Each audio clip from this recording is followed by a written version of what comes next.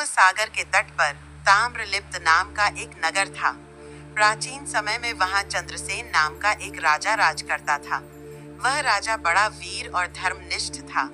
वह शत्रुओं से धन छीन लेता था, लेकिन किसी निर्दोष व्यक्ति की संपत्ति को हाथ भी नहीं लगाता था। पराई स्त्रियों से हमेशा दूर रहता था, लेकिन रणभूमि में अपने शत्रुओं का वध करते समय उसे बिल्कुल भी झिझक नहीं होती थी। एक दिन दक्षिण से सत्वशल नाम का एक राजकुमार राजा के नगर में आया।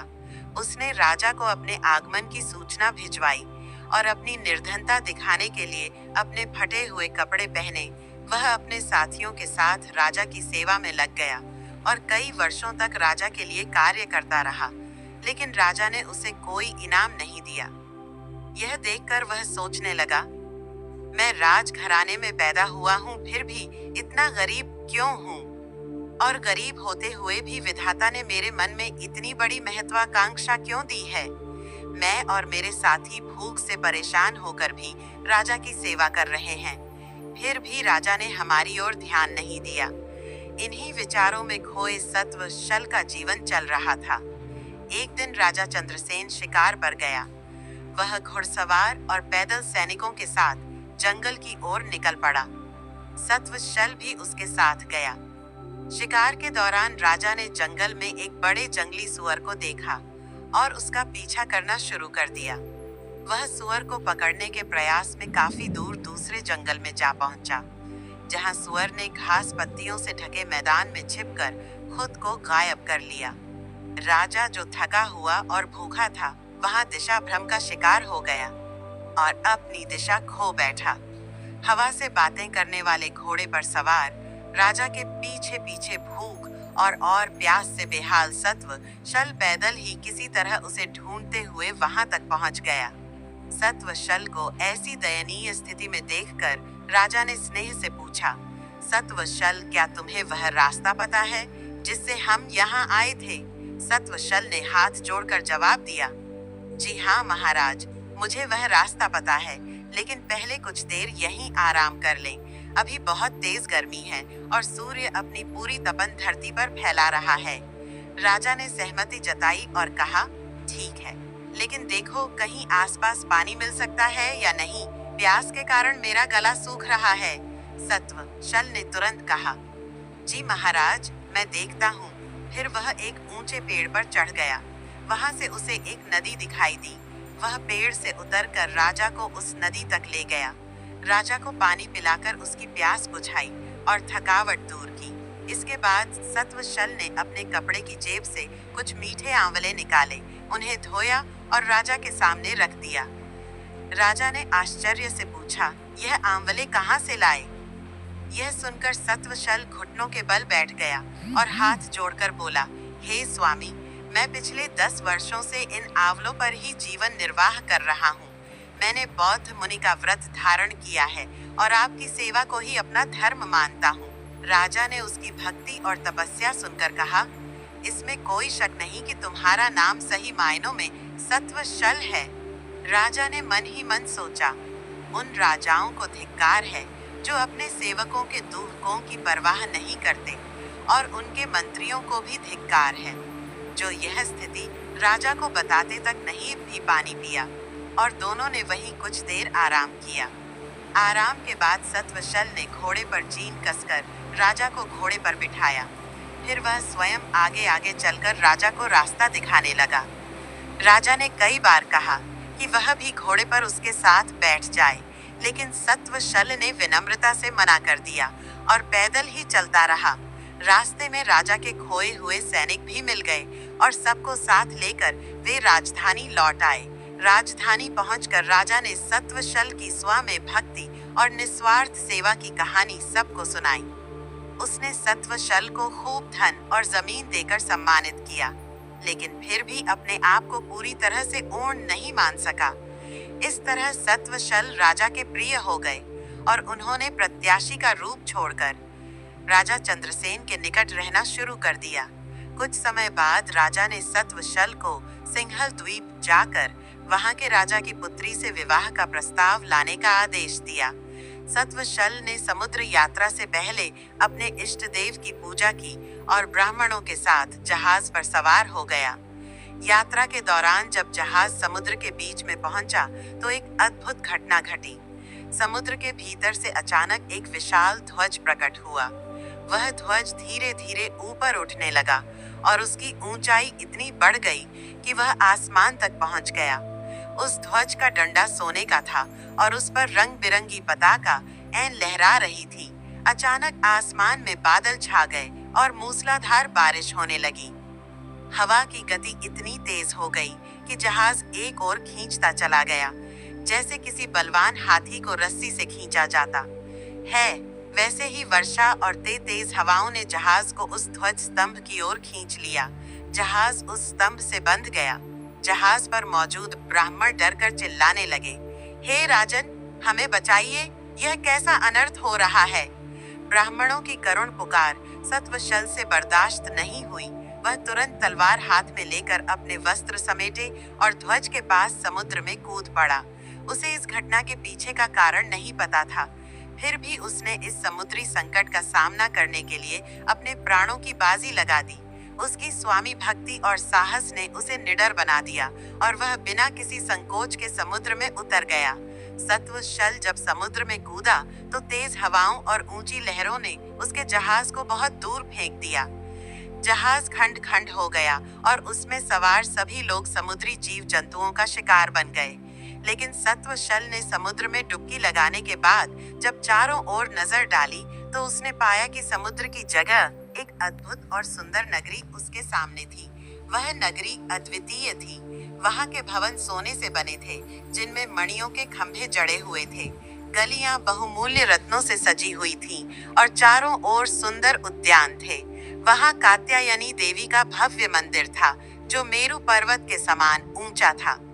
मंदिर की दीवारें मणियों से बनी थीं और उसके ध्वज पर रंग बिरंगे रत्न जड़े हुए थे। सत्वशल ने देवी के दर्शन किए और उन्हें प्रणाम करके उनकी स्तुति की। उसने श्रद्धा पूर्वक उनकी पूजा की और सोचने लगा, यह कौन सा जादुई स्थान है। पूजा समाप्त करके वह देवी के सम्मुख बैठ गया। तभी मंदिर के दरवाजे खुले और देवी के प्रभामंडल से एक दिव्य कन्या बाहर आई।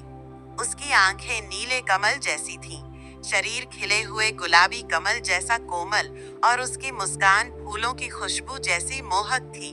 उसकी चाल किसी खिली हुई कमलिनी के समान थी। वह सखियों से घिरी हुई थी और देवी मंदिर के प्रकोष्ठ से बाहर आई। सत्वशल उस पर मोहित हो गया। वह कन्या तो मंदिर के अंदर लौट गई, लेकिन सत्वशल के मन में उसकी छवि अमिट हो गई। वह भी बिना सोचे समझे उसके पीछे पीछे प्रभामंडल के भीतर चला गया। प्रभामंडल के अंदर उसने एक और अद्भुत नगर देखा। वह नगर देवताओं के भोग विलास का प्रतीक लग रहा था। हर तरफ सौंदर्य और वैभव का अद्भुत संगम था। वहीं उसने उस दिव्य कन्या को एक मणिजड़ित आसन पर बैठे देखा। सत्वशल उस ओर बढ़ा और उस कन्या के पास जाकर बैठ गया। वह उसे टकटकी लगाकर देख रहा था। उसके शरीर में रोमांच हो रहा था और उसके अंग कांप रहे थे। यह देखकर कन्या ने अपनी सखियों की ओर देखा। उसका इशारा समझकर एक सखी सत्वशल से बोली, श्रीमान, आप हमारे अतिथि हैं। कृपया हमारी स्वामिनी का आतिथ्य स्वीकार करें। पहले चलिए स्नान कर लीजिए और फिर भोजन कीजिए। सखी की बात सुनकर सत्वशल को थोड़ी आशा हुई। वह सखी के साथ एक सुंदर सरोवर की ओर चला, जो पास ही था। सरोवर का पानी स्वच्छ और शीतल था। सत्वशल ने स्नान के लिए उसमें कदम रखा, लेकिन जैसे ही वह डुबकी लगाकर ऊपर आया, उसे एक अद्भुत परिवर्तन नजर आया। सत्वशल ने जैसे ही सरोवर में डुबकी लगाई और ऊपर आया, उसने पाया कि वहां का पूरा दृश्य बदल चुका था। ना तो वह अलौकिक नगरी थी, ना ही वह दिव्य कन्या और उसकी सखियां। उसने खुद को ताम्रलिप्त नगर के राजा चंद्रसेन के उद्यान के एक तालाब में पाया। यह देखकर वह हैरान रह गया और सोचने लगा, यह क्या हुआ? मैं तो उस अद्भुत नगरी के सरोवर में स्नान कर रहा था और यहाँ कैसे आ गया? वह कन्या और उसकी सखियां कहाँ चली गईं? क्या उस कन्या ने मुझे मूर्ख बनाया है? इस सोच में डूबा हुआ वह उद्यान में इधर उधर घूमने और विलाप करने लगा। कन्या से फिर मिलने की तीव्र इच्छा ने उसकी हालत पागलों जैसी कर दी। उद्यान के माली ने उसे ऐसी स्थिति में देखा तो तुरंत राजा चंद्रसेन को सूचना दी। राजा स्वयं सतवशी को देखने उद्यान में आया। उसने सतवशी को सांत्वना दी और पूछा, मित्र, तुम्हें क्या हुआ है? यह पागलपन क्यों कर रहे हो? मुझे सब बताओ, शायद मैं तुम्हारी कोई मदद कर सकूं। राजा के सांत्वना भरे शब्द सुनकर सत्वशल का मन थोड़ा शांत हुआ। उसने अपने साथ जो कुछ भी हुआ था सिलसिलेवार राजा को बता दिया। सारी बात सुनने के बाद राजा ने कहा, मित्र, इस तरह शोक मत करो, मैं तुम्हारी मदद करूंगा और तुम्हें फिर से उस असुर कन्या के पास ले जाऊंगा। अगले दिन राजा ने अपने मंत्रियों को राज्य का भार सौंपा और सत्वशल के साथ एक जहाज पर सवार होकर समुद्र की ओर चल पड़ा। जब वे समुद्र के बीच में पहुंचे तो सत्वशल ने पहले की तरह समुद्र से निकलते हुए ध्वज को देखा।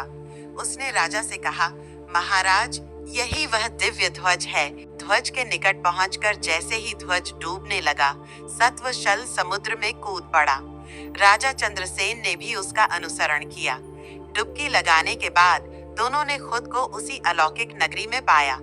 वहां पहुंचकर राजा चंद्रसेन ने चारों ओर का अद्भुत दृश्य देखा और देवी पार्वती के भव्य मंदिर के दर्शन किए। उसने देवी को प्रणाम किया और सत्वशल के साथ वहीं बैठ गया।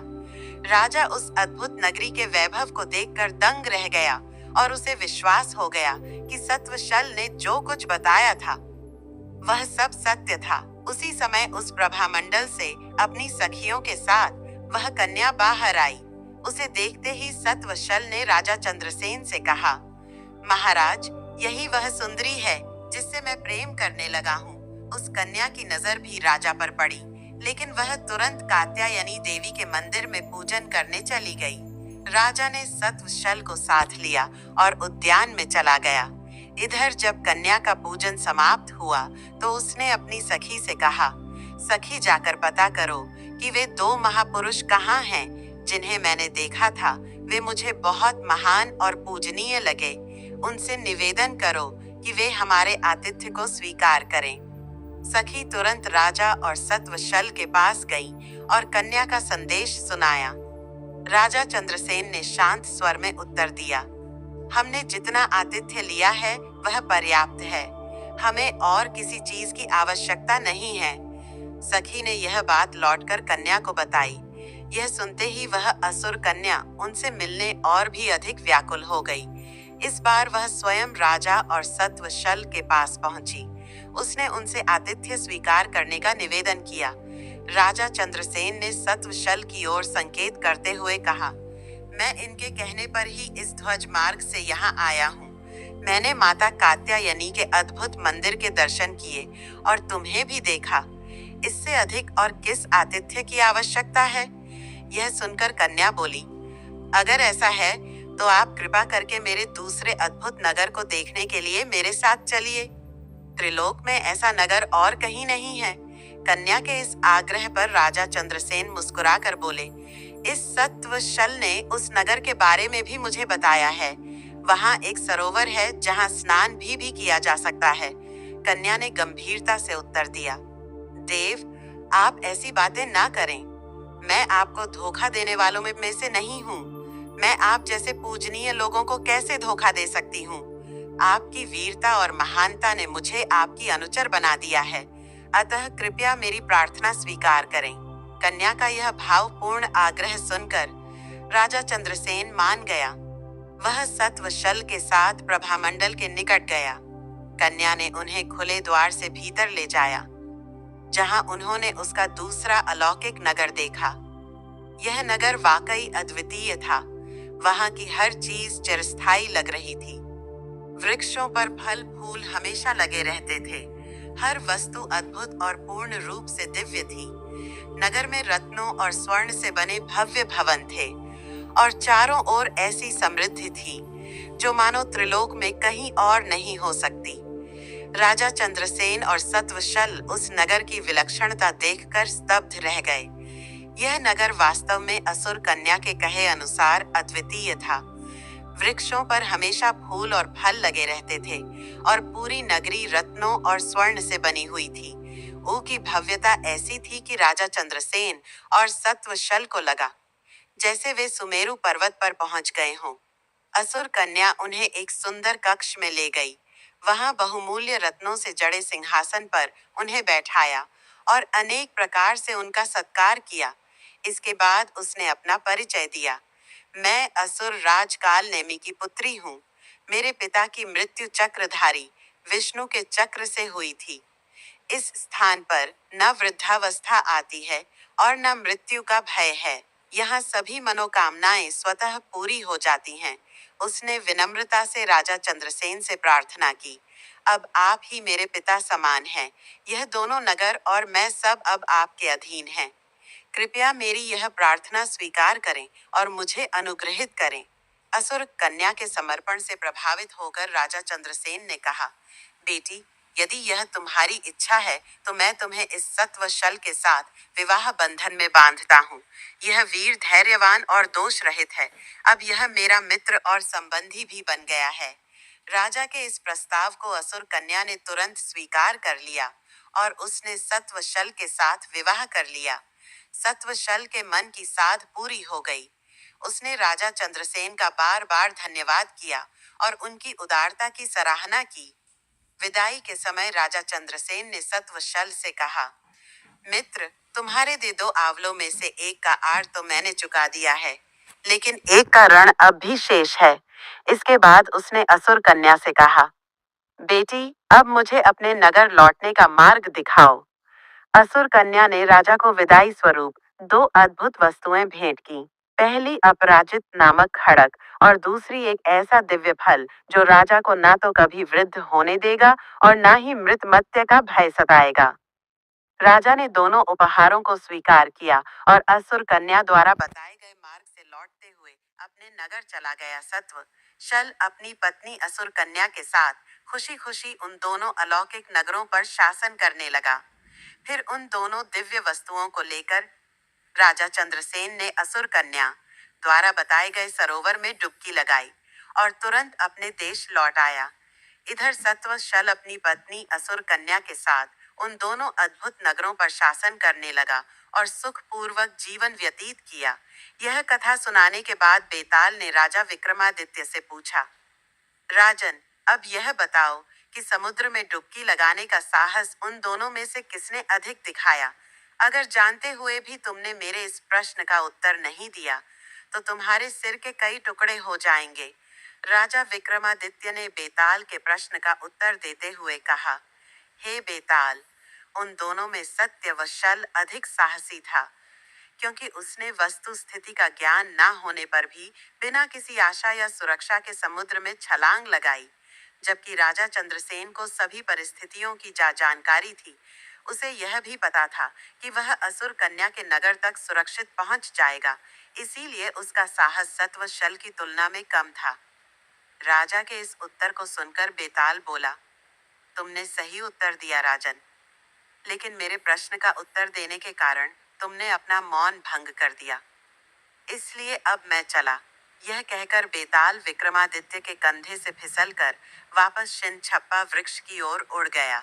राजा विक्रमादित्य ने हार नहीं मानी और तेजी से बेताल को वापस लाने के लिए फिर से उसी वृक्ष की ओर लौट पड़ा।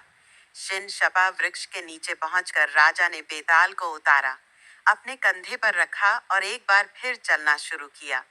इस यात्रा के दौरान बेताल ने राजा विक्रम को एक नई कहानी सुनानी शुरू की। कहानी अच्छी लगी तो कमेंट में जय श्री कृष्ण जरूर लिखें। मित्रों, स्वागत है आपका अपने चैनल अजित स्टारी बलिया